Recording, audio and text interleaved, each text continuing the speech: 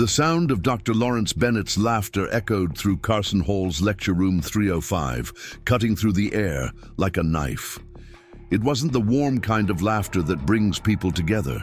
It was sharp, dismissive, and aimed directly at the equation scrawled in the corner of the whiteboard. An equation that wasn't supposed to be there. An equation that didn't belong, much like the man who had written it before we jump back in. Tell us where you're tuning in from. And if this story touches you, make sure you're subscribed. Because tomorrow, I've saved something extra special. And for you, is this someone's idea of a joke? Dr. Bennett gestured at the neat handwriting, his voice carrying the weight of 20 years of academic prestige. The graduate students shifted uncomfortably in their seats, exchanging uncertain glances. No one spoke, no one claimed responsibility. In the back of the room, almost invisible behind a large trash bin, Miguel Reyes tightened his grip on his mop handle and kept his eyes fixed on the floor. The janitor's blue uniform seemed to blend into the shadows as he tried to make himself smaller, tried to become part of the background where he had existed unnoticed for the past 7 years. But today, something had changed. Today, he had made a mistake. Whoever thought it would be amusing to leave nonsensical calculations on my board, I can assure you, this isn't how you earn academic respect. Dr. Bennett grabbed an eraser and swept it across the corner of the board, wiping away Miguel's careful notation with a few brisk strokes. Now, let's return to actual astrophysics. Miguel Reyes hadn't meant to write on the board. For 7 years, he had cleaned the lecture halls and laboratories of Westfield University's Carson Hall without incident. 7 years of emptying trash, cans, mopping floors and wiping down surfaces while professors and students discussed concepts that made his heart race with excitement. 7 years of listening, learning, absorbing everything he could about the cosmos while remaining invisible. It started with a simple mistake in the night shift supervisor's schedule. Miguel was assigned to clean room 305 30 minutes earlier than usual, which meant Dr. Bennett's advanced orbital mechanics class was still in session when he arrived. Rather than interrupt, Miguel had quietly slipped in through the back door and waited in the shadows, listening as Bennett explained the calculations for predicting orbital decay in the university's upcoming satellite project. The problem, Bennett had said to his students, tapping the equation on the board with the back of his marker, is that our current models can't accurately account for the gravitational interference from solar radiation pressure. It creates a cascade of minor errors that compound over time. Miguel had heard the mistake immediately, not because he was smarter than Bennett, he would never claim that, but because he saw patterns differently. When you spend most of your life looking at the world from the margins, you notice things others miss. After the students had filed out and Bennett had left for his afternoon coffee, Miguel approached the board. He shouldn't have done it. It wasn't his place. But the error was so clear to him, like a discordant note in an otherwise perfect symphony. Almost without thinking, he had picked up a marker and added a small modification to Bennett's equation. A simple correction to account for the angular momentum shift in a rotating reference frame. He had planned to erase it before anyone noticed, but the department secretary had walked in, asking if he'd seen Bennett. In his haste to return to his janitorial cart, Miguel had forgotten to wipe the board clean. Now, standing in the back of the room, as Bennett resumed his lecture, Miguel felt a weight in his chest. Not embarrassment, he knew his math was sound, but something deeper, a familiar ache of being unseen. Sophia was waiting on the steps of Riverdale High School when Miguel pulled up in his rusted Corolla. At 16, his daughter had her mother's, warm brown eyes and quick smile, but her mind was all Miguel's, curious, restless, always seeking patterns in the chaos. "You're late, Dad," she said, sliding into the passenger seat. Academic council meeting ran long. It was their private joke.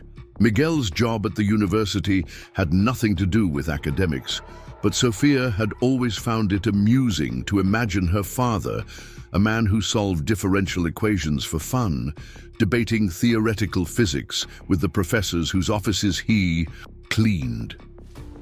"Traffic," he answered simply, but Sophia had known him too long. "What's wrong?" She adjusted her backpack on her lap, studying his face. "Did something happen at work?" Miguel considered lying. He was good at it by now. Downplaying his passion for mathematics, hiding the books he borrowed from the university library, pretending he was content with his life. But he had never lied to Sophia. "I made a mistake today," he said quietly, merging into the afternoon traffic. "I wrote something on one of the professor's boards." Sophia's eyes widened. "You didn't." "I did." And he laughed. Miguel kept his eyes on the road. "Called it nonsensical." Sophia was silent for a long moment. Then, with the directness that always reminded Miguel of her mother, she asked, "Was it nonsensical?" Miguel allowed himself a small smile. "No." "Then he's wrong." Sophia said it with such certainty that for a moment Miguel almost believed her. What was it about? Orbital mechanics, the university's satellite project. They're having trouble with the decay calculations. "And you solved it?" Miguel shook his head. "I just saw a different approach, a correction." "Did you tell him it was yours?" The question hung in the air between them. Miguel turned onto their street, lined with apartment buildings that had seen better days. What would be the point? Sophia didn't answer, but as they pulled into their parking spot, she put her hand on his arm. "Mom always said your brain was too big for the boxes people put you in." Maria had said that in the days before cancer took her. She had been the one who encouraged Miguel to keep learning, even after circumstances had forced him to drop out of college during his second year. "The world doesn't get to decide what you know," she would tell him, "only what opportunities you get." Their apartment was small but clean, with bookshelves that Miguel had built himself lining every available wall. Most of the books were second-hand. Textbooks discarded by students, volumes from library sales, worn paperbacks from thrift stores. But they represented 20 years of self-education, a personal curriculum that had carried Miguel from basic calculus to quantum field theory. While Sophia started her homework at the kitchen table, Miguel made dinner. The routine was comfortable, practiced over the 6 years since Maria's death. As he chopped vegetables for a stir-fry, his mind kept returning to the equation on Bennett's board. The professor had been working on the orbital calculations for months now. The upcoming satellite launch was a major project for Westfield, their first partnership with the National Aeronautics Program. If the orbital decay predictions were wrong, the entire mission could be compromised. "You should tell him," Sophia said suddenly, as if reading his thoughts. "The professor, you should tell him the equation was yours." Miguel shook his head. "People like Bennett don't listen to people like me. How do you know if you've never tried?" It was an old argument between them. Sophia believed in possibilities. Miguel had learned to live with limitations. He had made peace with his life, a good job with health insurance, enough money to keep Sophia in a decent school, time to read and learn on his own. Wanting more seemed greedy. "Finish your calculus," he said gently. "I'll have dinner ready in 20 minutes. Later that night, after Sophia had gone to bed, Miguel sat at their small kitchen table with a notebook open in front of him. The apartment was quiet, except for the hum of the refrigerator and the occasional sound of traffic from the street below. In the dim light, Miguel expanded on the equation he had written on Bennett's board, refining the approach, testing it against various scenarios. The orbital mechanics problem was more complex than he had initially realized. Bennett's team was trying to predict how the university's small research satellite would behave in low Earth orbit, accounting for numerous variables that could affect its trajectory. The standard models were struggling with the integration of solar radiation pressure, particularly during periods of increased solar activity. Miguel's approach introduced a modified reference frame that simplified the calculations while increasing accuracy. It wasn't revolutionary, just elegant, the kind of perspective shift that comes from looking at problems outside the constraints of formal training. As the night deepened, Miguel filled page after page with calculations. The math flowed from him like a language he had been speaking all his life. Preparing and narrating this story took us a lot of time, so if you are enjoying it, subscribe to our channel. It means a lot to us. Now back to the story.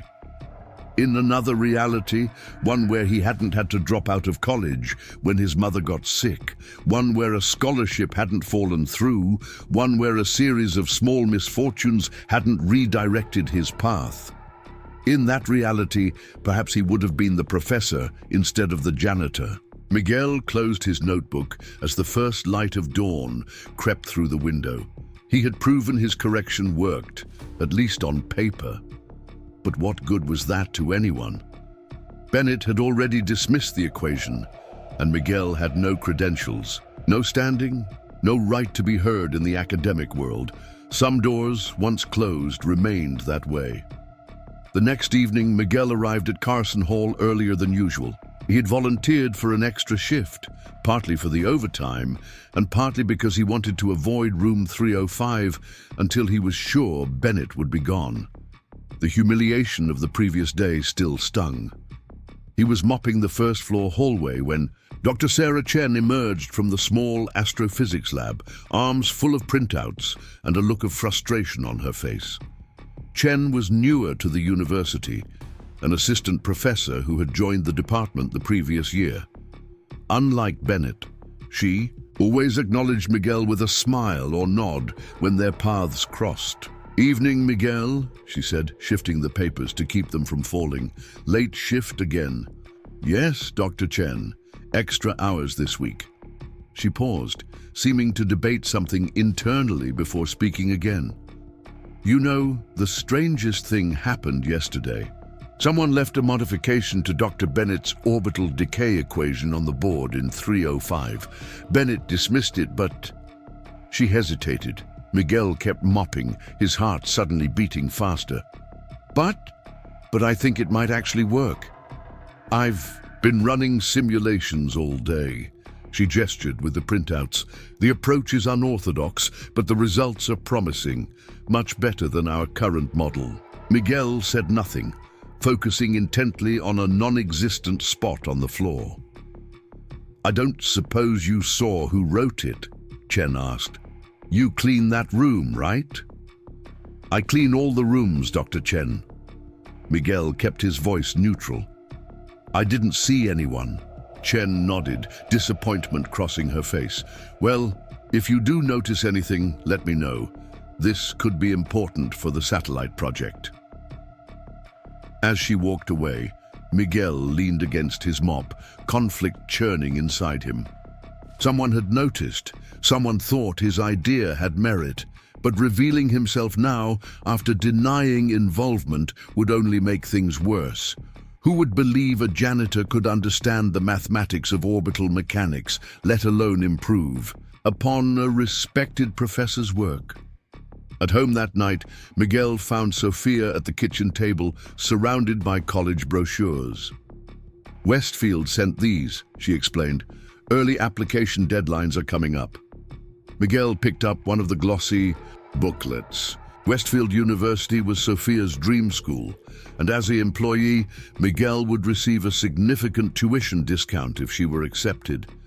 But even with the discount, the cost would be a stretch. He had been saving for years, picking up extra shifts whenever possible, but college expenses went far beyond tuition. "They have a great physics program," Sophia said, pointing to a section in the brochure, "and scholarships for first-generation students." Miguel nodded, feeling the familiar mixture of pride and anxiety that came with his daughter's ambitions. Sophia was brilliant. She should have opportunities he never had. But the academic world came with its own set of barriers, invisible but rigid, that separated people like them from people like Bennett. "I saw your equation today," Sophia said. Suddenly, Miguel froze. "What are you talking about?" "I went to the university after school, said I was meeting you." She shrugged at his shocked expression. "I wanted to see it for myself. It was still there in the corner of the board. Someone had circled it and written alternative approach. Next to it. You shouldn't have done that." "Why not? It's your work." Sophia's voice rose slightly. "Dad, do you know how many kids at my school have parents who work at Westfield? They're always bragging about their mums, the professors, or their dads, the researchers. Meanwhile, my father, who's smarter than half the faculty, wipes their floors and stays silent." "Sophia." "No, listen to me." She stood up, hands pressed against the table. "I heard 2 graduate students talking about that equation. They said it might solve the problem their team has been stuck on for months. Your equation, Dad. Your mind." Miguel ran a hand through his hair. "It's not that simple." "It can be." Sophia's eyes shone with the idealism of youth, untarnished by compromise. "You just have to speak up." Miguel wished he could make her understand. The world didn't reward people who stepped out of their assigned places. An equation on a board was one thing. A janitor claiming to understand astrophysics was another entirely. Bennett's laughter would be nothing compared to the ridicule he would face. "I need to get ready for work," he said finally. "We'll talk about this more tomorrow." The night shift at Carson Hall was usually quiet, just Miguel and his thoughts, moving through empty classrooms and laboratories. But as he approached room 305, he noticed a light still on inside. Checking his watch, 10:45 p.m., long after most faculty had left, he hesitated, then peered through the small window in the door. Dr. Sarah Chen stood at the whiteboard, staring at Miguel's equation. She had expanded it across the entire board, adding her own notations and running numerical tests beside it. Her face was tight with concentration as she stepped back, comparing 2 sets of results. Miguel watched silently as she pulled out her phone and took a picture of the board, then gathered her papers into a neat stack. He quickly moved away from the door before she could spot him, retreating around the corner with his cleaning cart. A few minutes later, Chen emerged from the room, locking it behind her. She walked quickly toward the department offices, her footsteps echoing in the empty hallway.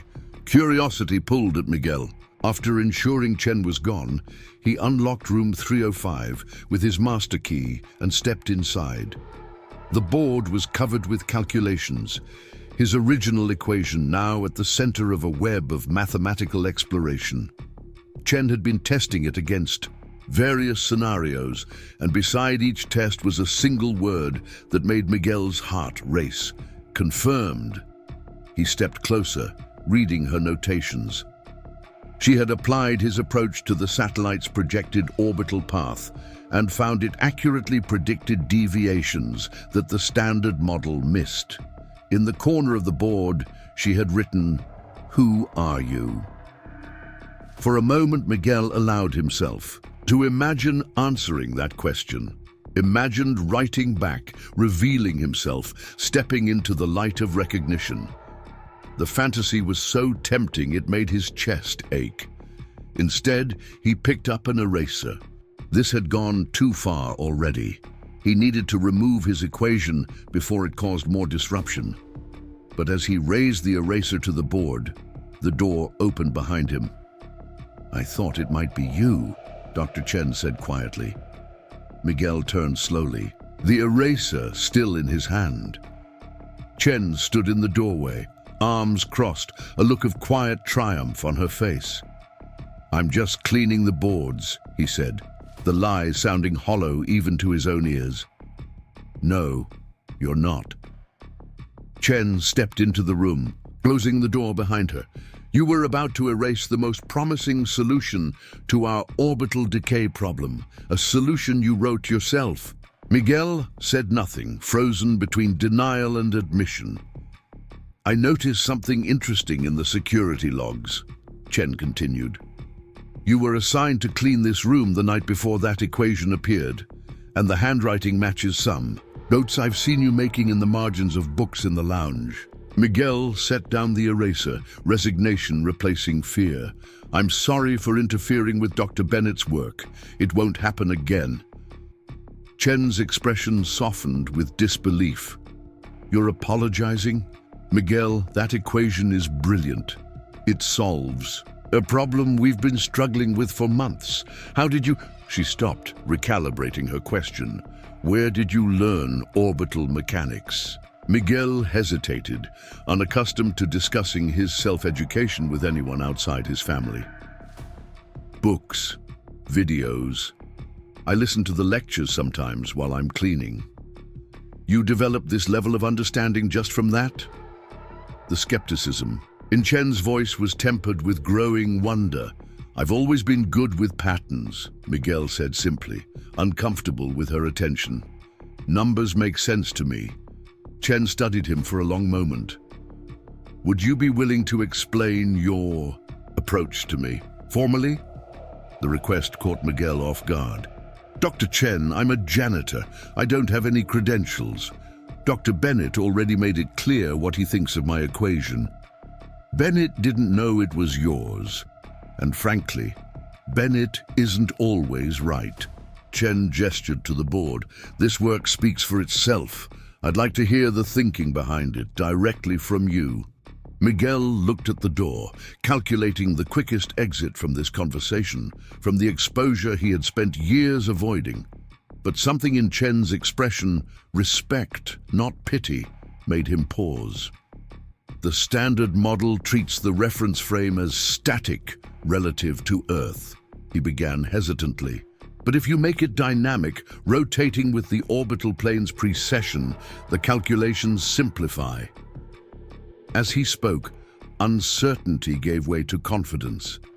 Chen asked questions, and Miguel answered them, moving to the board to illustrate concepts.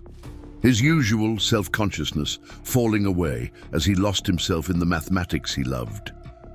For 20 minutes, he wasn't a janitor explaining to a professor.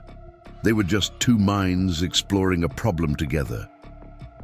When he finished, Chen was silent for several seconds. That's elegantly simple, she said finally. Why didn't you come forward with this? Miguel gave her a look that questioned whether she truly didn't understand. Dr. Chen, look at me. Who would listen? I'm listening. You're different. Chen sighed, acknowledging the truth in his words. The project needs this solution. Miguel, the satellite launches in 2 months, and we're still getting inconsistent results with our current model. Would you be willing to work with me on this? Officially? Miguel's heart raced. What do you mean officially? I mean, I'd credit you as a collaborator. We'd develop and test the model together. The offer was so unexpected that Miguel almost laughed. Dr. Bennett would never allow that. Let me worry about Bennett. Chen's determination was clear. This is too important to ignore because of academic hierarchy. Miguel thought of Sophia, of the college brochures spread across their kitchen table, of how many doors might open for her if her father's name appeared on an academic paper instead of just a janitor's time card. I'd need to work around my shifts, he said finally. I can't lose this job. Chen's face broke into a wide smile. We'll make it work. Can you meet me tomorrow afternoon? I'd like to run some more simulations with you. As Miguel walked to his car that night, the campus quiet under a blanket of stars, he felt something he hadn't experienced in years. Possibility. It was probably nothing, he told himself. Chen's interest would fade, or Bennett would shut the whole thing down, or the equation would prove imperfect under further testing. Life had taught Miguel to expect closed doors, but as he drove home through the sleeping city, a small voice that sounded remarkably like Sophia's whispered in his mind, "What if this time the door stays open?" Miguel didn't tell Sophia about his conversation with Chen, Hope was dangerous, especially when built on such a fragile foundation. Instead, he maintained their normal routine, making breakfast while she gathered her school things, discussing her upcoming physics test as if nothing had changed. "Are you working late again tonight?" Sophia asked, slinging her backpack over her shoulder. "Just the regular shift. I'll pick you up after your study group." Sophia paused at the door. "Dad, about yesterday. I didn't mean to push you. I just hate seeing you hide who you are." Miguel smiled, touched by her concern. "Some battles aren't worth fighting, Mija. It doesn't mean I'm hiding." But as he watched her walk toward the bus stop, Miguel wondered if that was true. Hadn't he been hiding in a way? Not just from others, but from himself, from the part of him that still dreamed of more than silent learning in the margins of academia. That afternoon, Miguel met Dr. Chen in the small computer lab adjacent to her office. She had already set up the simulation software and loaded his equations into the system. "I ran some preliminary tests this morning," she said, pulling up a series of graphs. "The accuracy is impressive, especially for solar maximum conditions." Miguel leaned closer to the screen, analyzing the results. "The error margin is still too high for orbital insertion.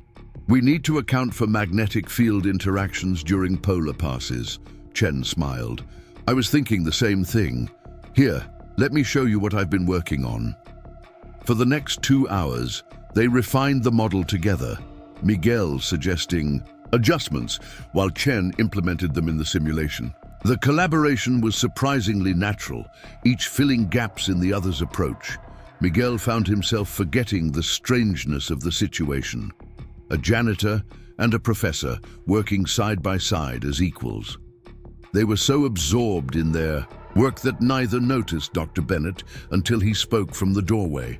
"Dr. Chen, I was looking for the simulation results you promised." His eyes moved from Chen to Miguel, narrowing slightly. "Am I interrupting?" Chen straightened, but didn't appear flustered. "Dr. Bennett, I was just about to come find you. We've made significant progress on the orbital decay model." Bennett's gaze remained fixed on Miguel. "We?" "Yes. Miguel has developed an alternative approach that's yielding much more accurate predictions. I've been testing it all day." "Miguel?" Bennett repeated, as if trying to place the name.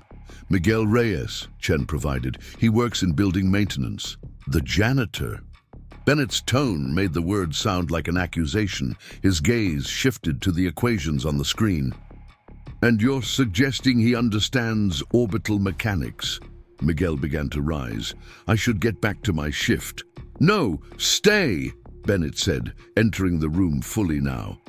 "I'd like to hear about this alternative approach." The challenge in his voice was unmistakable. Miguel looked to Chen, who gave him an encouraging nod. "It's a modification of the reference frame," Miguel began, his voice steadier than he expected. "By treating it as dynamic rather than static, we can simplify the calculations for solar radiation pressure."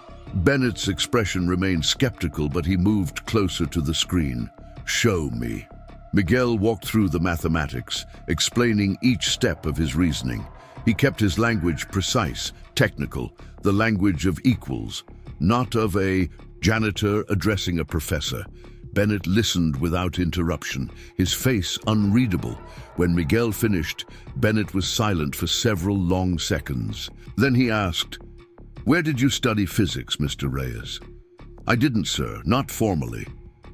"Then how do you understand these concepts?" Miguel hesitated. "I read, I listen. I've been working here for 7 years. Bennett turned to Chen. "And you believe this model is viable?" "The simulations speak for themselves," she replied, pulling up the latest results. "Error reduction of 87% compared to our standard model, particularly during periods of solar activity." Bennett studied the graphs, then looked back at Miguel with new intensity. "The equation on my board yesterday, that was you?" Miguel nodded once, bracing for ridicule. Instead, Bennett asked, "Why didn't you say anything when I dismissed it? Would it have mattered who wrote it?" Miguel countered quietly. The question hung in the air between them. Bennett's expression shifted, something like recognition or perhaps regret passing briefly across his features. "Dr. Chen, send me the complete simulation data," he said finally. "I'll need to review it thoroughly before we discuss next steps." He turned to leave, then paused at the door. "Mr. Reyes, if your model proves accurate, you'll have done this department a considerable service." It wasn't exactly an apology, but from Bennett, it was extraordinary acknowledgement. After he left, Chen let out a breath. "That went better than expected," she said. Miguel wasn't so sure. He didn't say he was going to use the model. He will if the data continues to support it. "Bennett cares about results above all else," Chen smiled. "This is just the beginning, Miguel." But as Miguel returned to his janitorial duties, doubt crept back in. One thing he had learned in his years at Westfield was that academia operated by its own rules, its own hierarchies, and in those hierarchies, janitors did not solve problems that had stumped professors. The next morning, Miguel was mopping the third-floor hallway when his supervisor approached, looking unusually serious. "Reyes, you're wanted in the dean's office, now." Miguel's stomach dropped. This was it. He had overstepped, disrupted the natural order, and now he would pay the price. They probably wouldn't fire him outright. Unions made that difficult, but they could make his continued employment uncomfortable enough that he'd want to leave. The dean's office was located in the administration building, a place Miguel had cleaned but never entered as a visitor. The secretary gave him a curious look as he approached, still in his uniform, mop left behind in Carson Hall. "Miguel Reyes to see Dean Harrington," he said, trying to keep his voice steady. "Yes, they're expecting you. Go right in." "They?" Miguel pushed open the heavy wooden door to find not just Dean Harrington, but Dr. Bennett, Dr. Chen, and a man he didn't recognize in a dark suit with a lanyard that read National Aeronautics Program. "Mr. Reyes, thank you for joining us," the dean said, gesturing to an empty chair. "Please sit down." Miguel sat cautiously, hands folded in his lap to hide their slight tremor. "Have I done something wrong?" "On the contrary," the dean said. "Dr. Chen and Dr. Bennett have been telling me about your contribution to the satellite project." He nodded to the stranger. "This is Dr. Jason Harris from NAP. He's the external partner for our orbital research." Dr. Harris leaned forward, studying Miguel with open curiosity. "Dr. Bennett shared your orbital decay model with me last night. I had our team run independent verifications." Miguel waited, tension building in his chest. "The results are remarkable," Harris continued. "Your approach resolves issues we've been battling for months. In fact, it may have applications beyond just this satellite." Miguel looked to Bennett, whose expression remained carefully neutral, then to Chen, who was trying unsuccessfully to hide a triumphant smile. "I'm glad it's helpful," Miguel said, unsure how else to respond. "Helpful is an understatement," Harris said. "We've been monitoring a situation with one of our primary communication satellites. Solar activity has increased unexpectedly, and the orbit is degrading faster than our models predicted. Your approach might help us calculate a correction before we lose control entirely." Dean Harrington cleared his throat. "Dr. Harris contacted me this morning with an unusual request. The NAP would like to bring you on as a special consultant for both our university project and their ongoing satellite maintenance program." Miguel stared, certain he had misheard. "Me? But I'm not. I don't have credentials." "Results matter more than credentials in this case," Harris said. "We need this problem solved, and your model offers the best chance we've seen." Bennett spoke for the first time. The university is prepared to create a special research position. You would work primarily with Dr. Chen, but report to the entire satellite team. What about my current job? Miguel asked, still struggling to process the offer. You'd transition out of maintenance and into the research division, the dean explained, with appropriate compensation adjustments, of course. Miguel felt lightheaded. Yesterday, he had been mopping floors while brilliant minds worked above him. Today, those same minds were asking for his help, validating years of silent learning, of knowledge absorbed from the margins. I need time to think, he said finally. This is unexpected. Of course, the dean nodded, but Dr. Harris would appreciate an answer by tomorrow. The satellite situation is time-sensitive. As Miguel left the office, Chen followed him into the hallway. Are you okay? She asked. You look shocked. I am shocked, Miguel admitted. Yesterday, Bennett laughed at my equation. Today, he's offering me a research position? Chen smiled. After you left, he ran tests all night. Then NAP called this morning. Their satellite really is in trouble, and your approach looks promising. Bennett may be proud, but he's not stupid. He knows value when he sees it, even if it comes from an unexpected source. What would I even do in a research position? I've never worked in academia. You do exactly what you did yesterday, solve problems, collaborate, contribute your insight. The only difference is you'd be paid for your mind instead of your mop. Miguel leaned against the wall, the reality of the offer beginning to sink in. I need to talk to my daughter. Chen nodded. Of course, but Miguel, this is real. This is happening. As Miguel drove to pick up Sophia from school, his thoughts raced. The position would mean more money, better hours, health benefits that wouldn't require physical labor into his 60s. It would mean Sophia could apply to Westfield without financial fear. It would mean using his mind openly, not just in stolen moments between cleaning tasks. But it would also mean stepping into a world that had never welcomed him, facing skepticism and judgment from people who saw only his lack of credentials, not his natural ability. It would mean being visible after years of comfortable invisibility. Sophia was waiting at their usual spot, scrolling through her phone. When she climbed into the car, Miguel didn't start driving immediately. "What's wrong?" she asked, immediately, sensing his tension. "Nothing's wrong," he said, "but something happened today. Something big." As he explained the meeting, the offer, the sudden transformation of his prospects, Sophia's expression shifted from surprise to excitement to a fierce pride that reminded him so much of Maria it made his throat tight. "Dad, this is everything," she exclaimed when he finished. "This is what you've always deserved." "It's not that simple," he cautioned. "I'd be starting over at 43, working with people half my age who have degrees I never got. So, you're smarter than most of them." "Intelligence isn't everything, Sophia. There's a language to academia, a culture. I'd be an outsider." Sophia's expression softened. "Dad, you've been an outsider your whole life, but this time, they're inviting you in." She took his hand. "Mom would have told you to walk through that door with your head high." Miguel knew she was right. Maria had never accepted the limitations others placed on him. "What if I fail? What if you fly?" Sophia countered. "What if this is just the beginning?" Miguel looked at his daughter, brave, brilliant, unburdened by the caution life had taught him.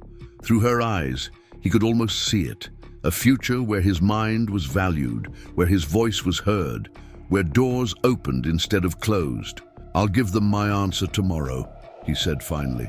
Sophia squeezed his hand. "I already know what it will be."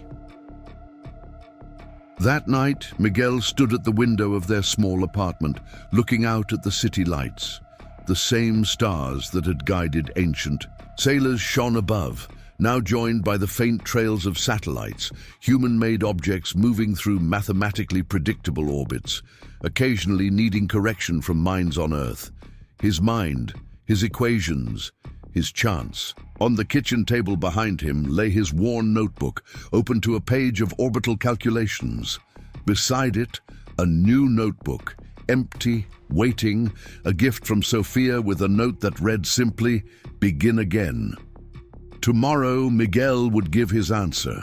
Tomorrow, he would step from shadow into light. Tomorrow, a janitor's equation would help guide a satellite back to its proper path, proving that brilliance isn't confined to classrooms or credentials.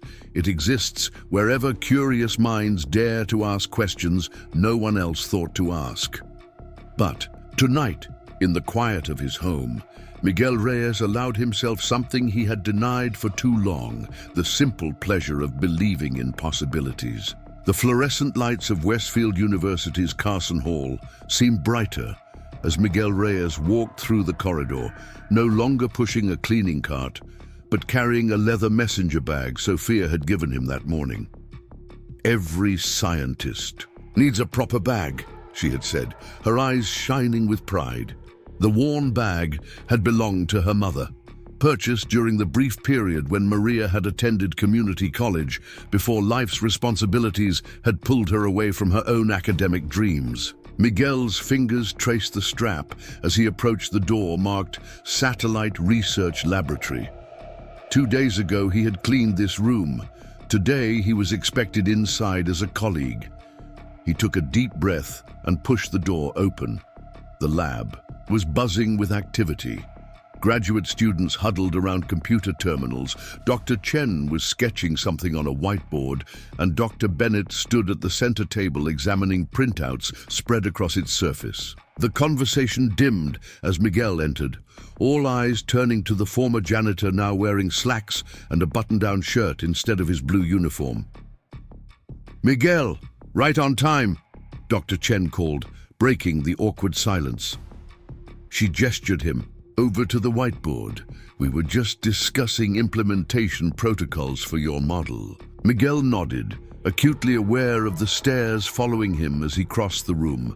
One of the graduate students, James Wilson, whom Miguel recognized from years of emptying his trash can, gave him a tentative smile.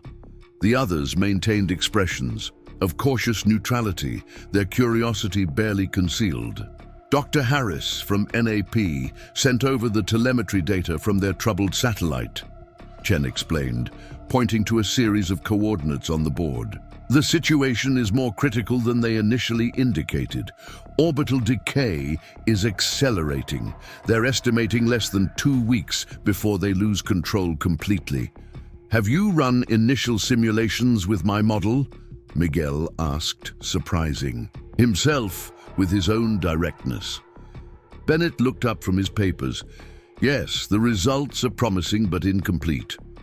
We need to adapt your framework to their specific satellite configuration. Different mass, different solar panel surface area." "I can make those adjustments," Miguel said, "but I'll need access to the complete specifications." "Already done," Chen said, handing him a security badge with his photo. "This gives you clearance to the restricted database. James will show you to your workstation." Miguel stared at the badge, physical proof of his transformation from invisible to essential. His name alongside the university logo, his face identified as belonging in this room of advanced degrees and published papers. James approached, gesturing toward a desk in the corner. "You're set up over here. The system's already logged into your new account." The workstation was nothing special, a standard university computer with dual monitors. But to Miguel, it represented a legitimacy he had never expected to achieve. He sat down carefully as if the chair might reject him. "The NAP satellite specs are in the shared drive," James explained, leaning over to navigate through folders. "I've also created a separate workspace for your equations. The simulation. The software has a bit of a learning curve, but I'm happy to help until you get the hang of it." "Thank you," Miguel said, noticing the genuine helpfulness in James's manner. "I appreciate that." "No problem." James hesitated, then added in a lower voice, For what it's worth, I saw your equation on the board before Bennett erased it. I thought it was brilliant then. Not everyone here is. Resistant to new voices. Miguel nodded, grateful for the unexpected alliance. As James returned to his own desk, Miguel turned to the computer and began familiarizing himself with the simulation software. The interface was complex but logical, and within an hour he was navigating it confidently, inputting parameters and running preliminary tests. The mathematics sang to him in the way it always had, pure, precise, indifferent to credentials or status. In this language, at least, Miguel knew he belonged. He lost himself in the work, adapting his model to accommodate the NAP satellite specifications, adjusting variables, testing hypotheses. The outside world faded as numbers and equations filled his vision.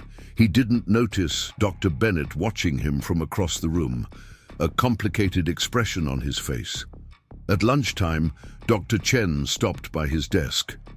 The team usually eats together. In the department lounge. Will you join us? The invitation presented a new challenge. Cleaning floors was solitary work. Sharing a meal meant conversation, small talk, personal questions. Miguel wasn't sure he was ready to answer. I brought something from home, he said, which was true.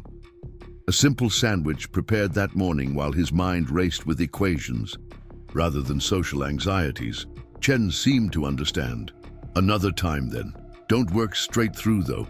Even brilliant minds need breaks.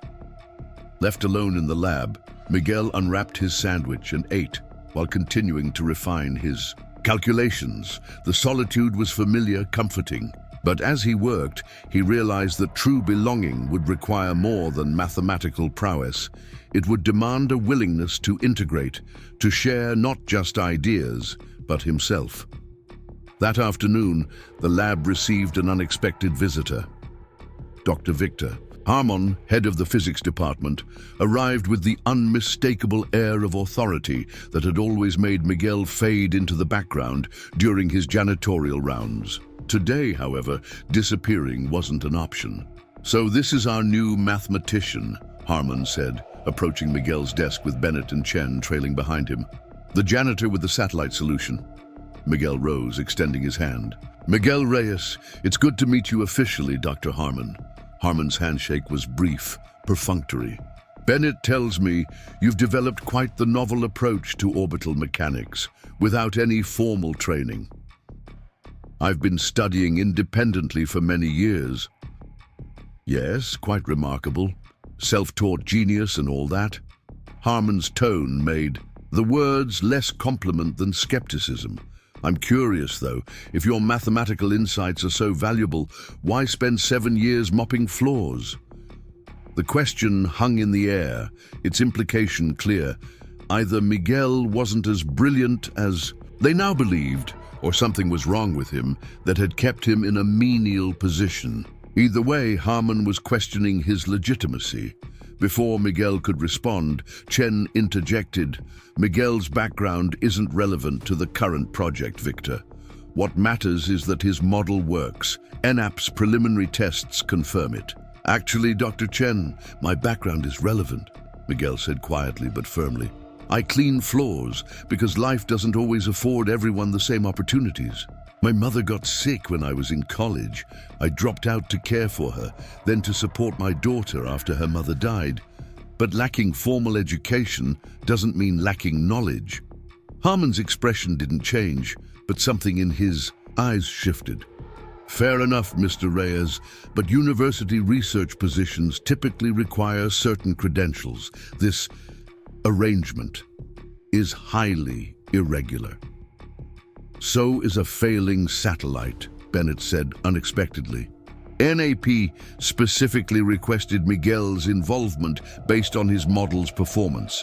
The university stands to gain significant prestige if we resolve their problem. And significant embarrassment if we fail because we put our faith in an unproven resource," Harmon countered. "Then I suggest we let Mr. Reyes prove himself," Bennett said, his tone leaving no room for further debate. The simulations so far are promising. We'll have a complete implementation plan by week's end. Harmon nodded curtly. Keep me informed. Daily reports, Bennett. He turned to leave, then paused, looking back at Miguel. Credentials matter. In this world, Mr. Reyes. Remember that. After he left, Chen exhaled sharply. Well, that was predictable. Victor's always been protective of academic traditions. He's not wrong, Miguel said. I don't have the right credentials. You have something better, Bennett said, surprising both Miguel and Chen. You have results. He turned to his computer. Now let's get back to work. Napi is expecting an update by evening. The rest of the day passed in focused intensity. Miguel refined his calculations, while Chen and Bennett integrated them into the larger correction strategy. By evening, they had developed a preliminary plan to adjust the troubled satellite's trajectory, a series of small thruster burns timed to coincide with optimal positions in the orbital plane. This could work, Bennett admitted, reviewing the final simulation. The fuel consumption is within acceptable limits, and the correction path avoids debris fields. He looked at Miguel. Your model's prediction for radiation pressure impact is much more precise than our standard approach. It's just a different perspective, Miguel said modestly. No, it's more than that, Bennett insisted. It's innovative, the kind of thinking that comes from outside traditional academic pathways. He hesitated, then added, the kind of thinking I should have recognized earlier. The acknowledgement, not quite an apology but close, hung between them. Miguel nodded, accepting it for what it was. I'll send this to Harris, Chen said, breaking the moment. If Knapp approves, they could implement the first correction as early as tomorrow. As Miguel gathered his things to leave, Bennett approached him again. Reyes, a word before you go. Miguel tensed, wondering if the senior professor was having second thoughts about his involvement. I've been reviewing your overall approach, Bennett said, his voice carefully neutral. There are aspects that could have broader applications. Beyond this immediate problem, have you considered publishing? The question caught Miguel off guard. Publishing? A paper? Yes, in the Journal of Aerospace Engineering. Chen and I would co-author, of course, but your name would be first. It would give your work proper academic recognition. Miguel tried to process the offer. A published paper would provide legitimacy far beyond this temporary consulting position.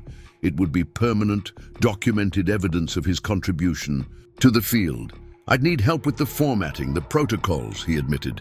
That's what co-authors are for, Bennett said. Think about it. Let me know tomorrow. As Miguel drove home that evening, his mind swirled with the day's developments.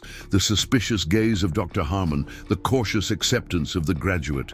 Students, Bennett's unexpected support, and now the possibility of publication. He had stepped into a world with its own complex social dynamics, where his equation had earned him entry, but not yet belonging.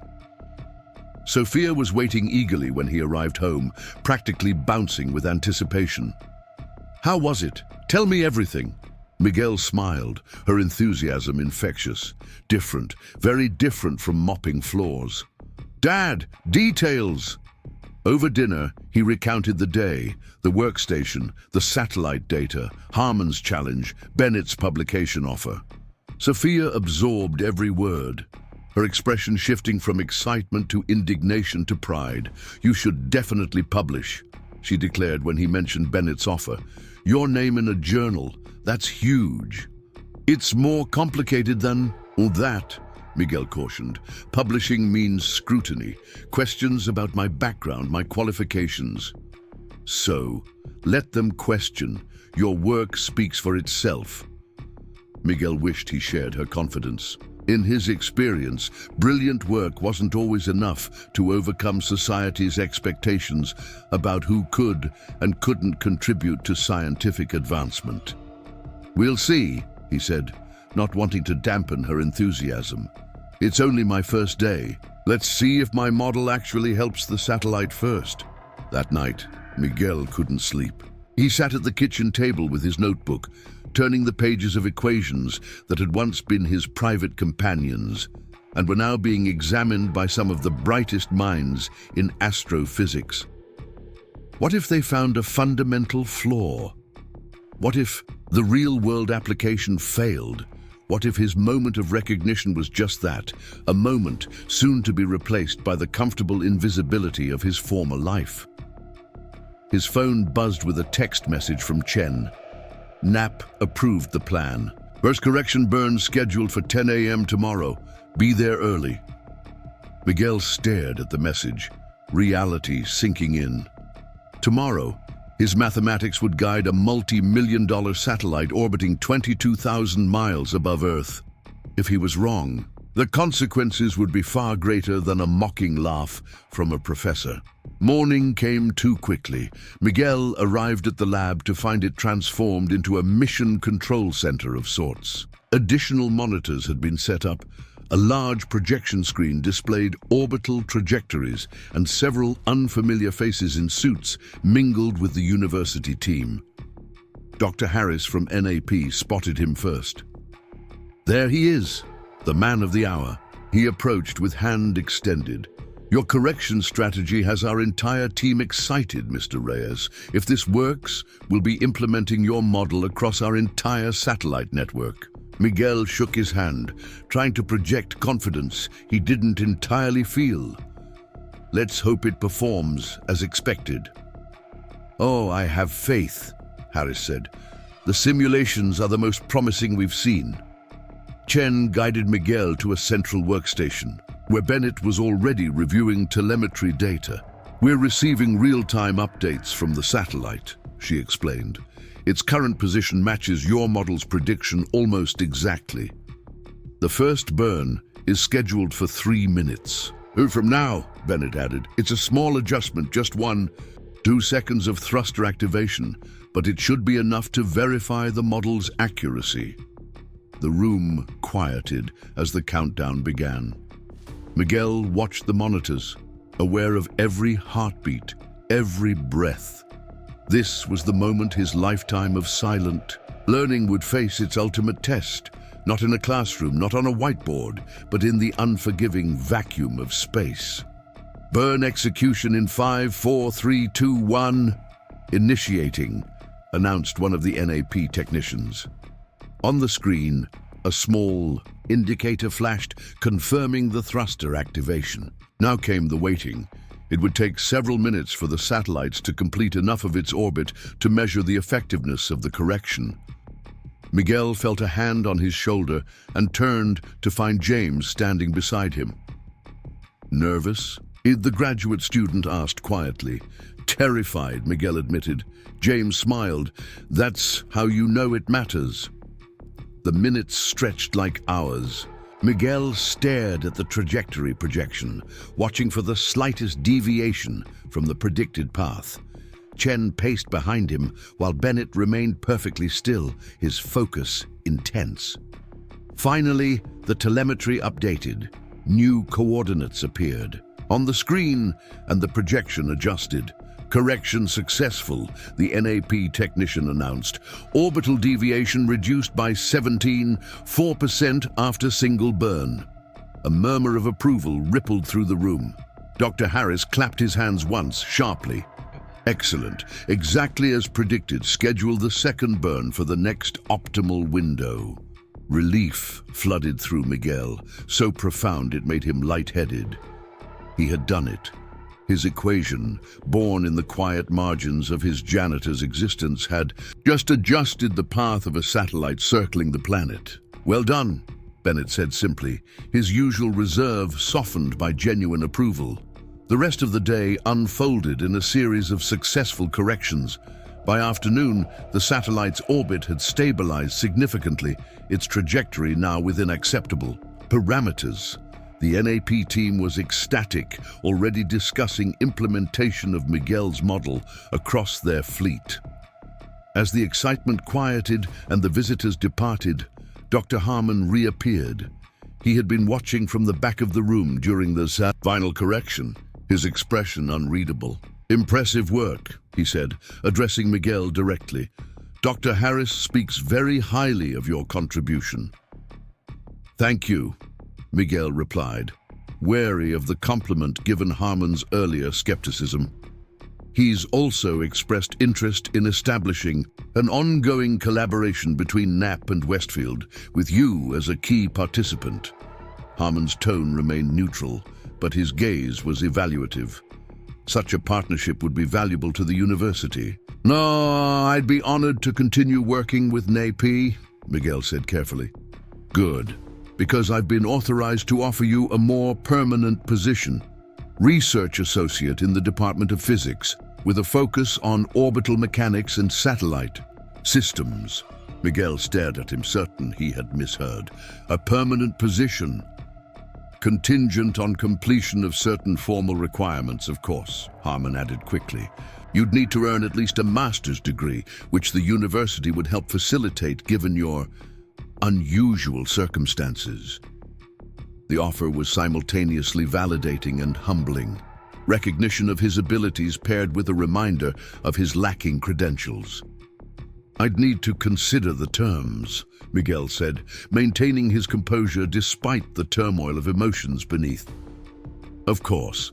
The formal offer will be on your desk tomorrow." Harmon nodded curtly and left, duty discharged. Chen approached as soon as Harmon was gone. "Did he just offer you a permanent position?" "With conditions," Miguel clarified.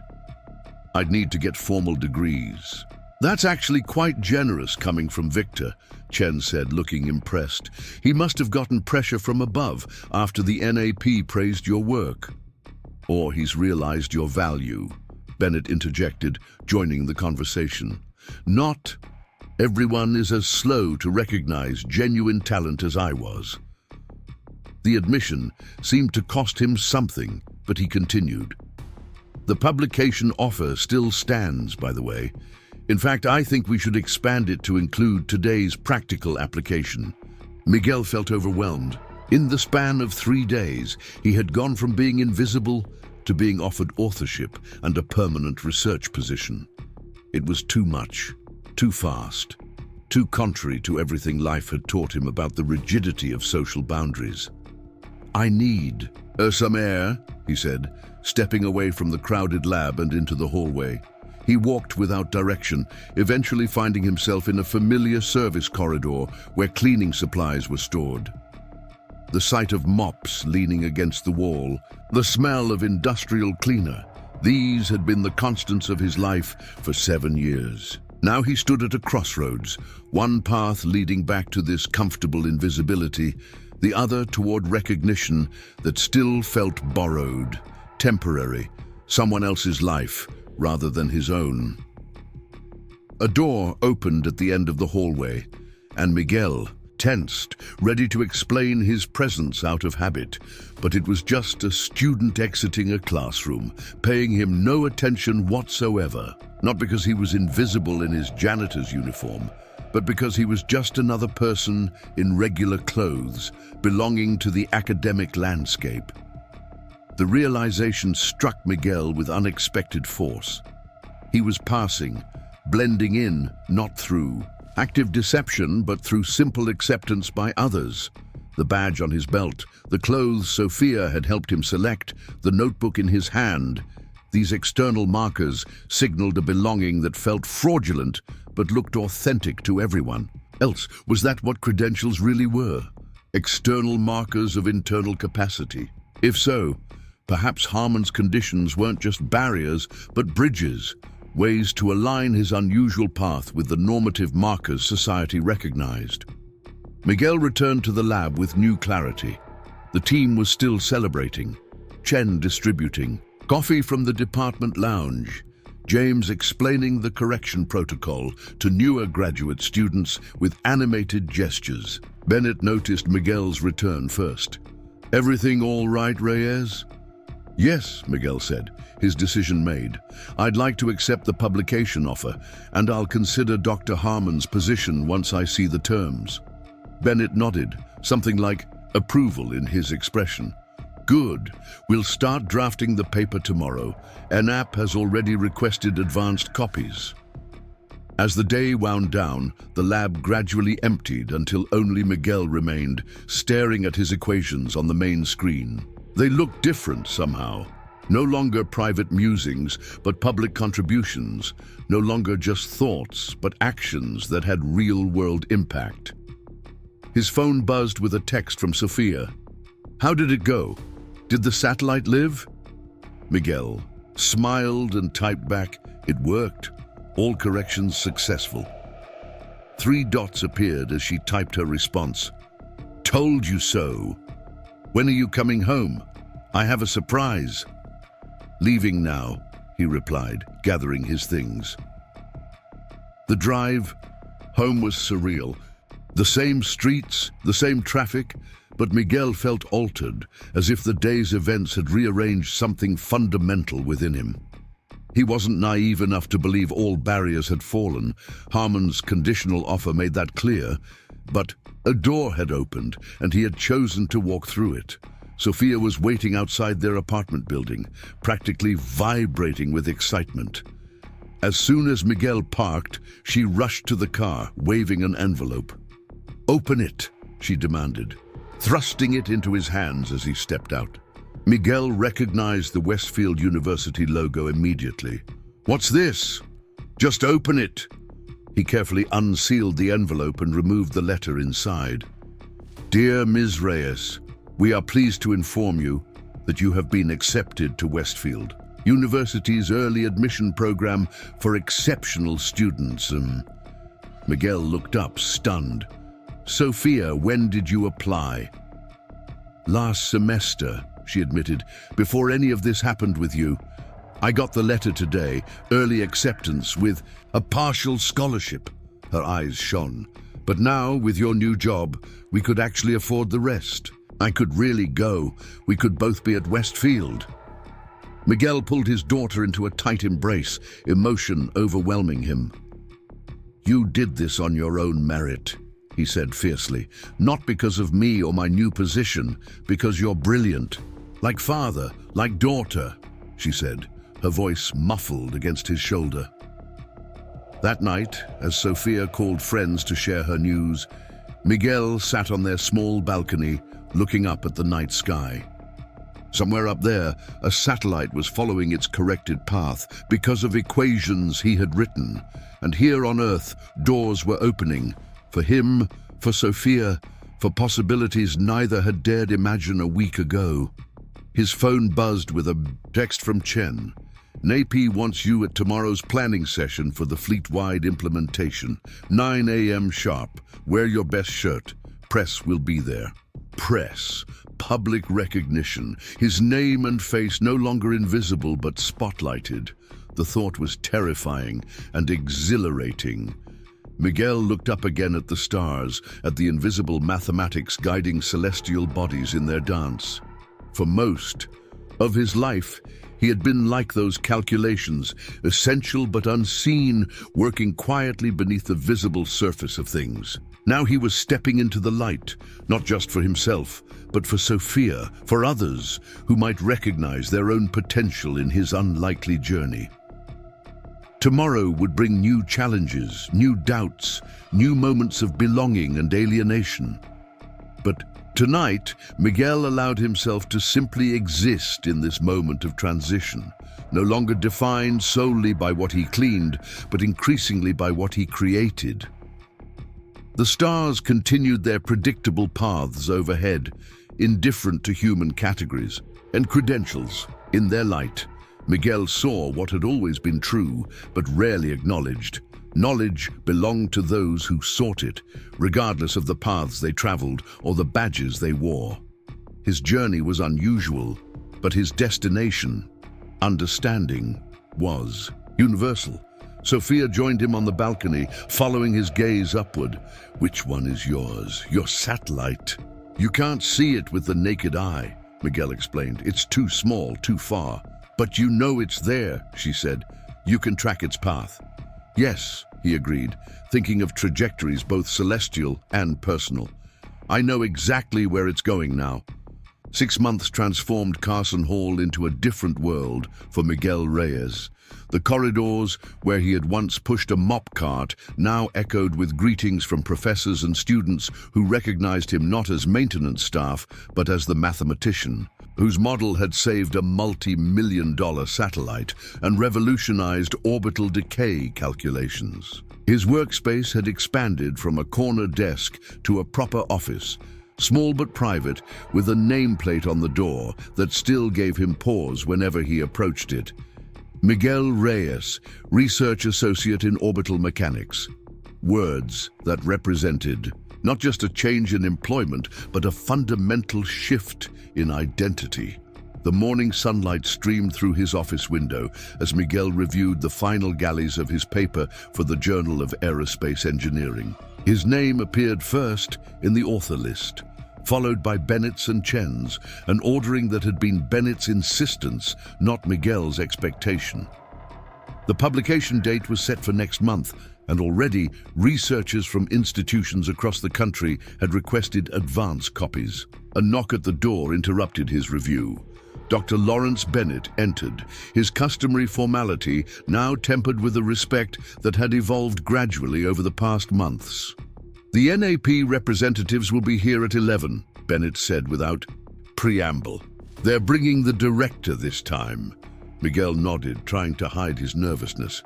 The National Aeronautics Program had implemented his orbital correction model across their entire satellite fleet, resulting in significant operational improvements and fuel savings. Today's meeting would formalize an expanded partnership with Westfield University, a partnership built largely around Miguel's continuing research. "Is the presentation ready?" Miguel asked. "Chen's making final adjustments to the slides now," Bennett answered. He hesitated, then added, "This is a significant opportunity, Reyes, for you and for Westfield." Miguel understood the subtext. This meeting represented more than just research funding. It was institutional validation of the unorthodox decision to elevate a janitor to researcher. If successful, it would justify Harmon's reluctant support and solidify Miguel's position beyond the conditional arrangement initially offered. "I've been preparing all week," Miguel assured him. Bennett nodded, then surprised Miguel by closing the door and taking a seat. "There's something we should discuss before the meeting." Miguel tensed, wondering if a problem had emerged with the calculations or the partnership terms. "I received a call from the dean this morning," Bennett continued. "The university is creating a new position, Special Research Fellow in Applied Mathematics, with emphasis on aerospace applications. It would come with tenure track possibilities, dependent on completion of accelerated degree requirements." Miguel stared at him, processing the implications. "And they're considering me for this position." "They're creating it for you," Bennett corrected, "based on the NAP partnership and the attention your paper is already receiving pre-publication." The offer was extraordinary, a custom-built academic position for someone who had been cleaning floors less than a year ago. Miguel struggled to find words adequate to the moment. I don't know what to say." "Say yes," Bennett replied simply. "The position starts next semester. It would give you teaching responsibilities along with your research. Probably a graduate seminar on orbital mechanics to begin with." Teaching. The word landed differently than research or publication. Teaching meant standing in front of students with formal educations, traditional pathways, expectations about who belonged at the front of a classroom. "Do you think I'm qualified to teach?" Miguel asked, voicing his deepest insecurity. Bennett's expression shifted to something Miguel had never seen before. Not just respect, but genuine admiration. 6 months ago, I would have said no, not because of your abilities, but because of my own prejudices about academic pathways. Today, he shook his head, I've watched you explain complex mathematical concepts to NASA engineers with a clarity most PhDs can't manage. You have a gift for making the abstract tangible. That's what makes a teacher. The endorsement meant more coming from Bennett than it would have from anyone else. The professor who had once laughed at his equation now advocating for his teaching. Qualifications represented a transformation as significant as Miguel's own. The dean will make the formal offer after today's meeting, Bennett added, standing to leave, assuming all goes well. And if it doesn't? Bennett raised an eyebrow. Haven't you learned by now, Reyes? In mathematics, as in life, trajectory adjustments are always possible. After Bennett left, Miguel leaned back in his chair, overwhelmed by the morning's news. Special research fellow, tenure track, teaching. Each concept represented a path he had never imagined accessible to him, borders he had never expected to cross. His phone buzzed with a text from Sophia. Good luck today, Professor Dad. Killing it in my calculus midterm. Like father, like daughter. Miguel smiled. Sophia had thrived during her first semester at Westfield, her natural mathematical ability earning her recognition from professors who now made the connection to her father. The shared campus had allowed them to meet for lunch twice weekly, academic, schedules permitting, a father-daughter tradition neither had anticipated but both treasured. He checked his watch.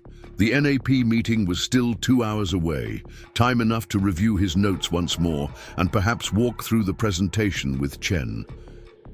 As he gathered his materials, his gaze fell on a small framed photograph on his desk. Maria, holding a toddler Sophia, her smile radiant despite the illness that would claim her life years later. What would she think of this transformation, of the doors that had opened for both him and their daughter? You'd say you told me so, he murmured to the photo.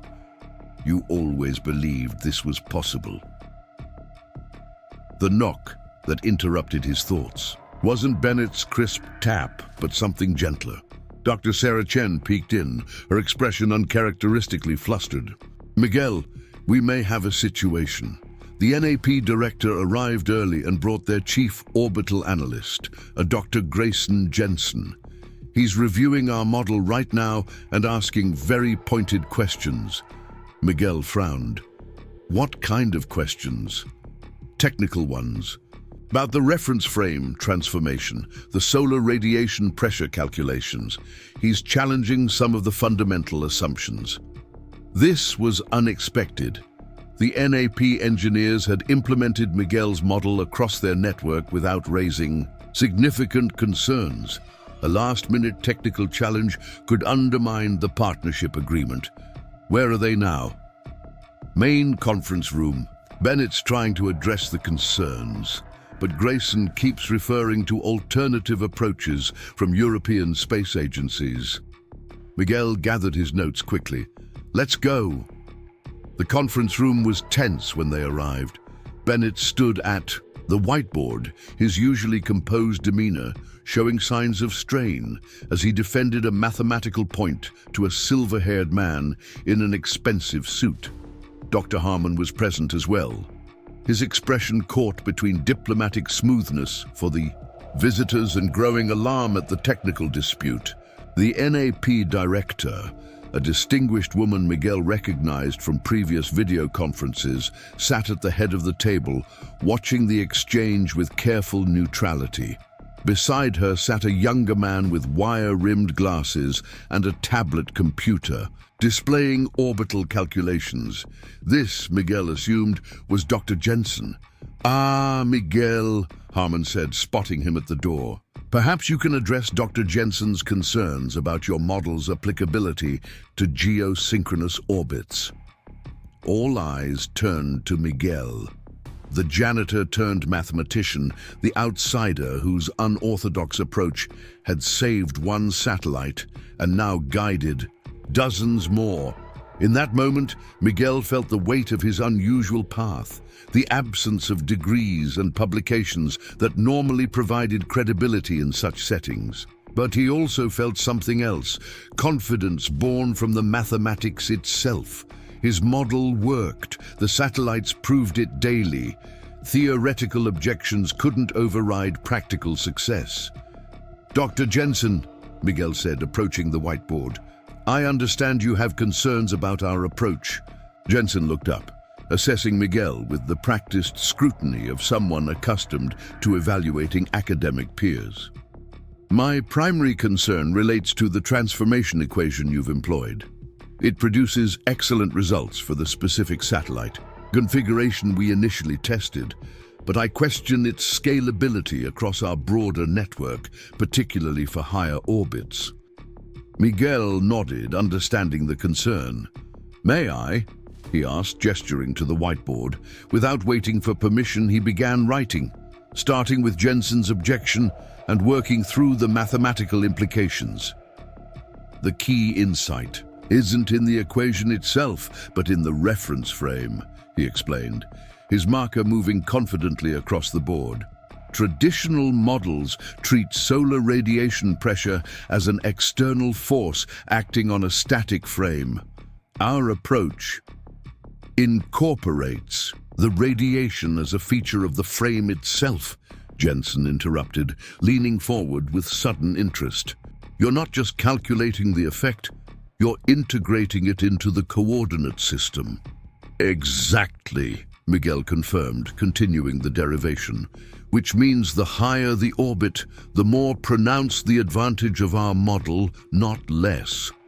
What followed was 20 minutes of pure mathematical dialogue, equations flowing across the whiteboard as Miguel addressed each of Jensen's concerns with precise, elegant solutions. The room fell away as the two mathematicians engaged in the universal language of their field, unconcerned with titles or backgrounds, focused solely on the elegant dance of variables and constants.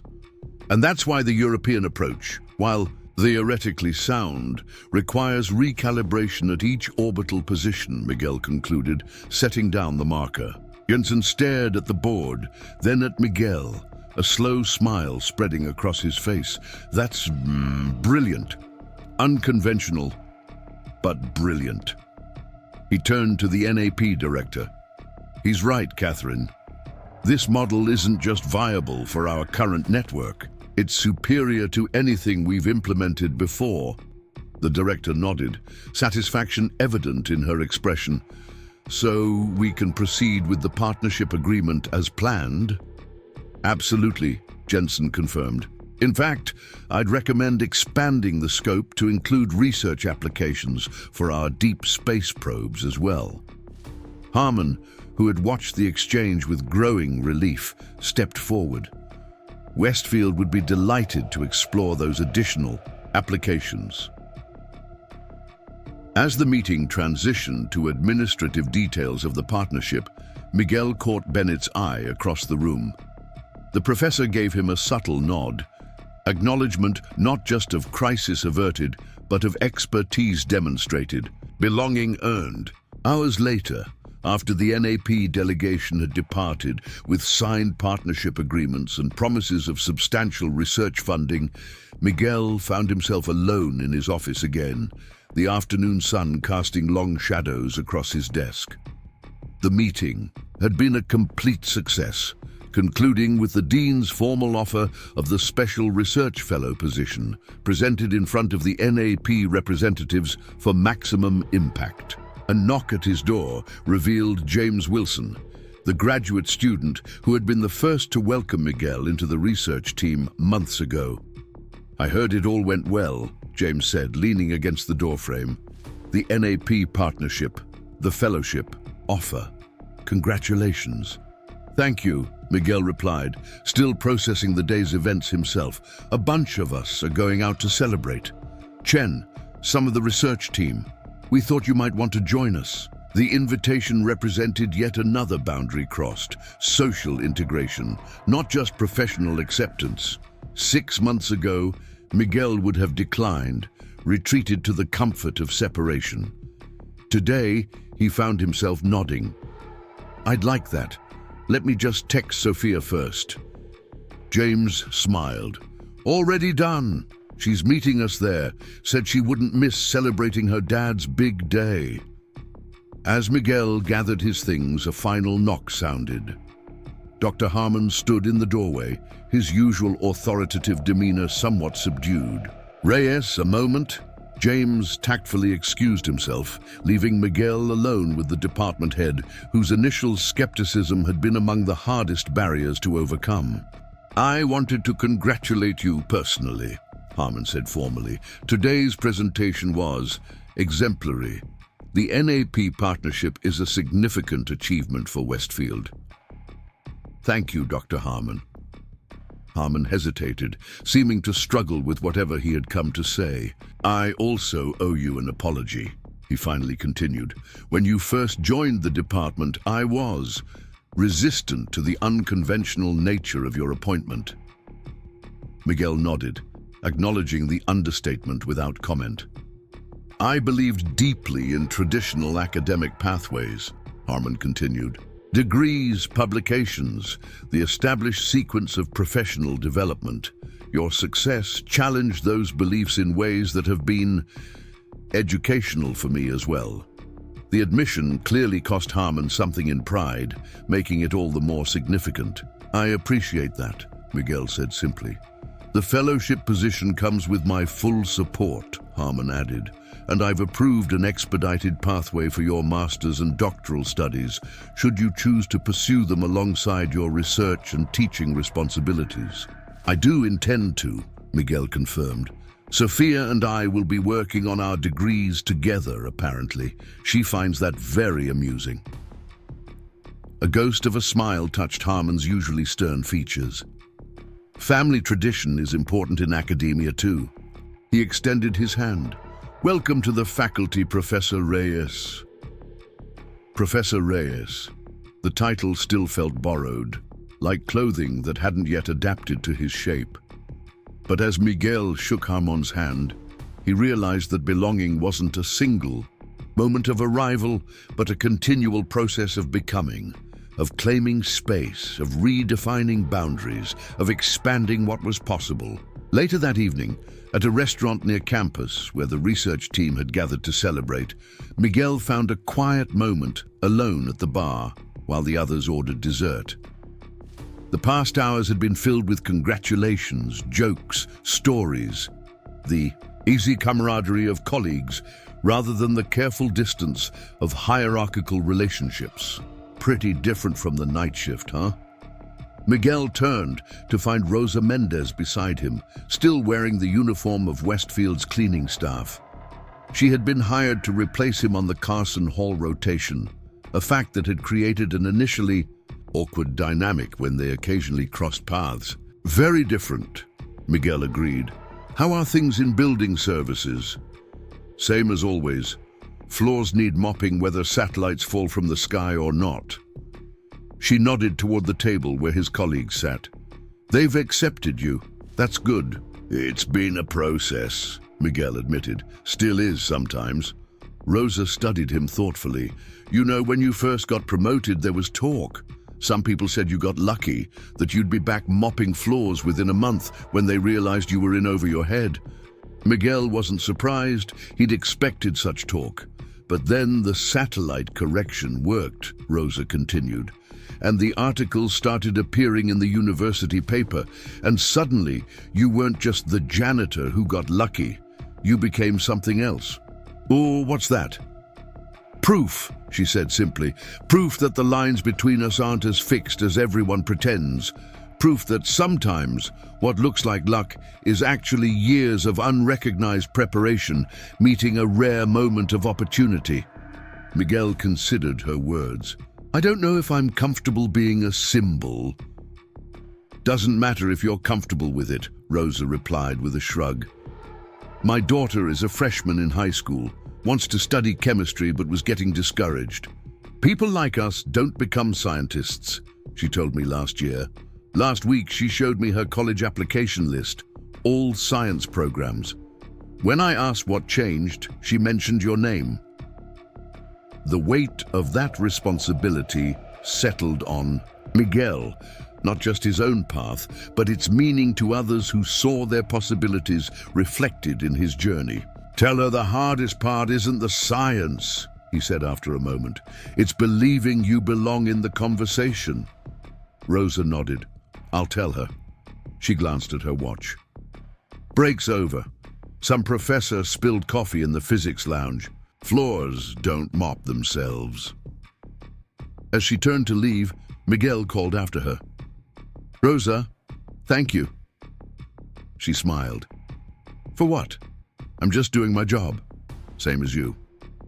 Miguel rejoined his colleagues, sliding into a seat next to Sophia, who was animatedly discussing a mathematical proof with James. The conversation flowed around him.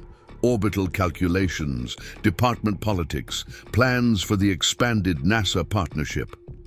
Topics that would have been incomprehensible to him a year ago now formed the familiar landscape of his daily life. Chen raised her glass in a final toast. "To Miguel, who taught us all that the most important credential is an extraordinary mind, regardless of where it developed." As glasses clinked and congratulations echoed, Miguel felt a sense of completion, not of his journey, which would continue with new challenges and opportunities, but of a transition. The equation that Bennett had once laughed at had become the foundation of a transformation that extended far beyond satellite trajectories. It had redrawn the boundaries of possibility, not just for Miguel, but for everyone touched by his unlikely path. Later that night, as Miguel and Sophia walked across the now familiar campus toward the parking lot, snowflakes began to fall gently around them. Sophia tilted her face upward, catching them on her eyelashes. "Remember when you used to pick me up from school after your shift?" she asked. "How you'd have that look in your eyes, tired but also somewhere else, like your mind was solving problems nobody had asked you to solve." Miguel nodded, remembering those days of divided existence, body cleaning floors, while mind explored mathematical realms. "I used to wonder if anyone would ever see that part of you," Sophia continued, "the part that couldn't stop thinking, couldn't stop calculating, couldn't stop seeing patterns everywhere." She gestured around at the campus buildings, the laboratories, where Miguel now worked, the classrooms where he would soon teach. "And now look, everyone sees it." Miguel put his arm around his daughter's shoulders, thinking not of equations or satellites, but of paths, unlikely, unpredictable, magnificent in their deviation from expected trajectories. "Not everyone," he corrected gently, "just the ones who matter." Together they walked through the falling snow, father and daughter, janitor and professor, past and future converging in the present moment of belonging, not just to Westfield University, but to the universal community, of minds that seek, question, and discover, regardless of the paths that brought them there. Up next, you've got two more standout stories right on your screen. If this one hit the mark, you won't want to pass these up. Just click and check them out.